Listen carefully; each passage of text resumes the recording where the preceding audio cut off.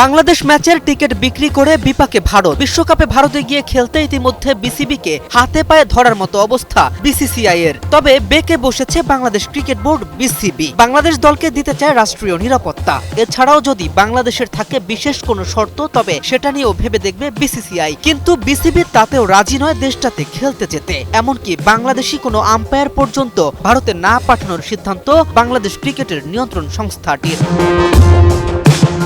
IPL সম্প্রচার বন্ধ করা থেকে শুরু করে সামাজিক যোগাযোগ মাধ্যম জুড়ে ভারত বয়কটের ডাক বাংলাদেশিদের। মুস্তাফিজকে রিলিজ করার মাত্র 2 দিনে 1 মিলিয়নেরও বেশি ফেসবুক ফলোয়ার হারিয়েছে শাহরুখ খানের মালিকানাধীন দল কলকাতা নাইট রাইডার্স। ক্রাঞ্চি রোলের ভিতর চকলেট ক্রিমের ফিলিংয়ে অল টাইম ক্রিম রোল, মুখে দিতেই স্পেশাল ইনসাইড।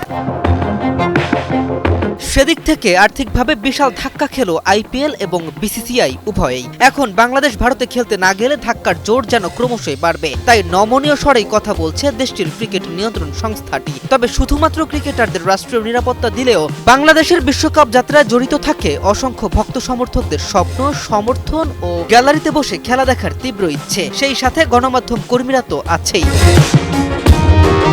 ভিসা জটিলতা আর উগ্রবাদীদের রেশানলে ভারতে গিয়ে খেলা দেখার সুযোগ পাওয়া, এই জটিল সমীকরণগুলো যেমন জটিল, তেমনি বাংলাদেশ দলের ভারতে গিয়ে বিশ্বকাপ খেলাও অনিশ্চিত। তাই শ্রীলঙ্কাতে বিশ্বকাপে লাল সবুজের প্রতিনিধিদের লড়াই দেখতে মুখিয়ে বাংলাদেশ ক্রিকেটের সমর্থকেরা।